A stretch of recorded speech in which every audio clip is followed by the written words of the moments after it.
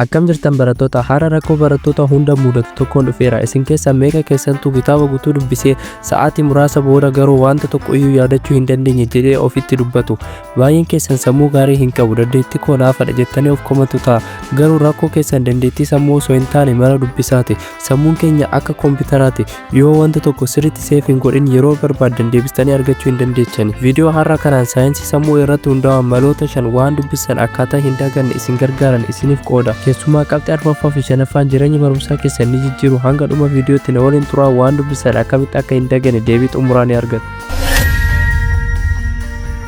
Malli inni jalqabaa fi hunda caalaa jabaan active recall jedhama.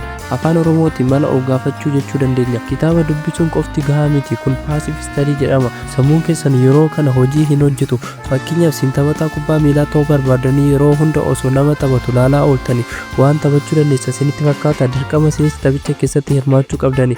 Kanaafuu yeroo dubbistan dubbisuu qofa osoo hin taane waan dubbistan deebistanii of gaafachuu qabdani. Mala kana hojiitti hiikuuf boqonnaa tokko dubbisi fakkeenya fuula 5 dubbisaa jennu lammaffaa kitaaba cufi 3 of gaafadhu waraqaa qulqulluu irratti waan dubbiste barreessuuf yaali 4 itti deebi bakka itti hir'iste qofa deebitee kitaaba sana ilaali mee yaada sammuun keessan yeroo isin kitaaba cuftanii of gaafattan stressii xiqqoo keessa gala maalii ture inni sun jedhee barbaada yeroo inni barbaadu sana konnekshinii haaraa ijaara kanaaf qormaata irratti yeroo gaafiin dhufu sammuun keessan kanaan dura waan of gaafateef dafee isiniif deebisa gabaabumatti waan isiniin jechuu barbaade dubbisuu qofa osoo hin taane sammuu keessan chaalenjii gochuu qabdu beekaa daqiiqaa 20 qofa dubbisanii daqiiqaa 10f of gaafachuun sa'aatii 5 dubbisanii dagachuu caala bu'aa qaba amma immoo gara mala isa lammaffaatti dabarra malli kun mala addunyaa irratti barattoonni tooppa ta'an hundi itti qabxii fidanidha innis spaced repetition jedhama maalummaa isaa osoo hin ibsin dura mee wanta tokko isiniin jedha sammuun keenya maashinii waan hundaa kuusuu miti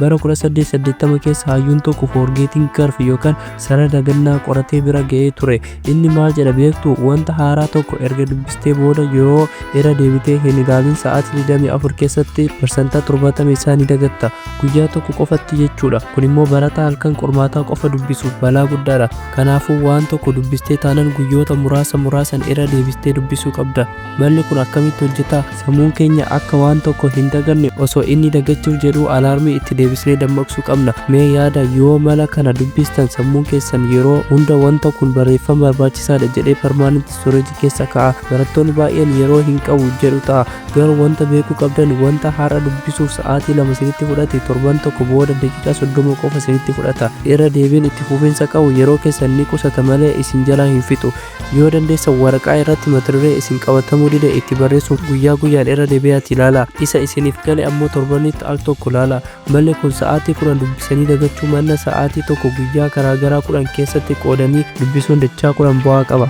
amma gara mala isa hunda caalaa siin fayyadutti dabarra malli kun Feynman Technique jedhama maqaan kun kan kennameef hayyuu fiiziksii beekamaa badhaasa Nobel Prize kan mo'ate Richard Feynman irratti Richard the Great Explainer yookaan ibsituu guddaa jedhamuun beekama maaliif inni waan baay'ee walxaxaa ta'e tokko mucaa waggaa 10f illee akka galutti salphaatti ibsuu danda'a inni hoo maal akka jedhe beektu yoo wanta tokko salphaatti ibsuu hin dandeenye ati sirriitti hin hubanne jechuudha barattoonni baay'een jecha kitaaba keessa jiru qabachuu yookaan memorize godhu jechuma sana qormaata irratti barreessuuf yaalu garuu gaafiin xiqqoo yoo naanneffamee dhufe ni dhiphatu maaliif isaan wanta sana hin hubanne jecha qofa sammuutti qabatan malli kun tarkaanfii 4 qaba tokko mata duree filadhu 2 barsiisi akka waan nama barumsa sana hin beekne tokkoof barsiisaa jirutti barsiisi jechoota teeknika taadhiiti jechoota nuti guyyaa fayyadamnuun hanqina keetti adda baafadhu yeroo nama barsiisuuf yaaltu bakka itti sitti xaxamu ni argita bakki sun bakka ati sirriitti hin hubannedha deebii dubbisi bakka sitti xaxame sana qofa deebitee kitaaba irraa dubbisi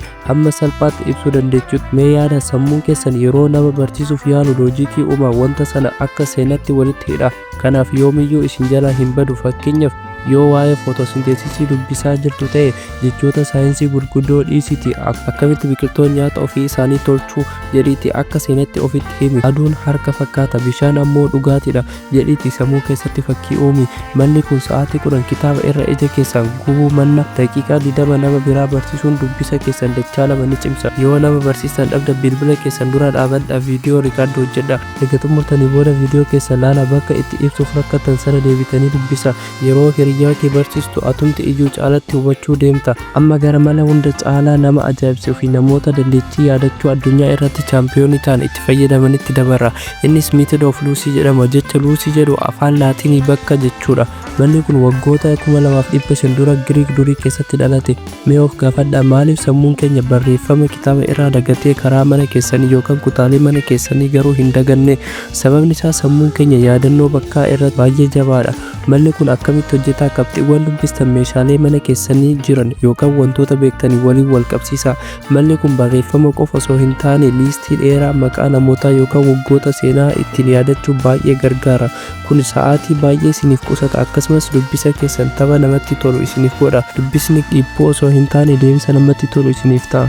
Dhalattoota amma gara mala isa dhumaa fi isa hunduma gubbaa ta'etti dhufneera. Maloota afran kana dura dubbanne hunda jechoota active recall, spaced repetition, Feynman Technique fi mind place fayyadamuuf sammuu keessan maashinii qara qabu ta'uu qaba. Yoo sammuun keessan dadhabe, boba'aa dhabe yookaan xuraa'e, malli ati itti dabarte hundi bu'aa hin fidu. Kanaafuu sammuun keenya akka waan nu qabatu kan barbaannu taanaan wantoota armaan gadii kanneen guutuufii qabna. Tokkoffaa hirriba. Mee dhagaa saayinsii maal jedha beektu? Sammuun keenya yeroo isin raftan hojii guddaa hojjeta. Waan guyyaa sana dubbistan hunda short term memory keessaa gara long term memory keessatti kan dabarsu yeroo isin raftan qofaadha. Halkan qormaata otoo hin rafin buluun save osoo hin godhin koompitara keessa switch off gochuudha. Inni kun dandeettii yaadachuu keessan parsantaa 40 gad buusa. Kanaafuu yoo xiqqaate sa'aatii 6 hamma 8 rafuu qabdani. 2. Bishaan. Sammuun keenya harki 75 bishaan. Yoo ati bishaan dhuguu dhiiste sammuu kee ni dhiphata. Yeroo kana focus gochuu dadhaba. Mataa sin dhukkuba. Waan dubbistan daftanii dagattu. Dubbisa keessan gidduutti bishaan qulqulluu dhuguu hin dagatina. 3. Boqonnaa gabaabaa. Sammuun keenya daqiiqaa 25 hamma 30 booda attenshiniin isaa gadi bu'uu jalqaba.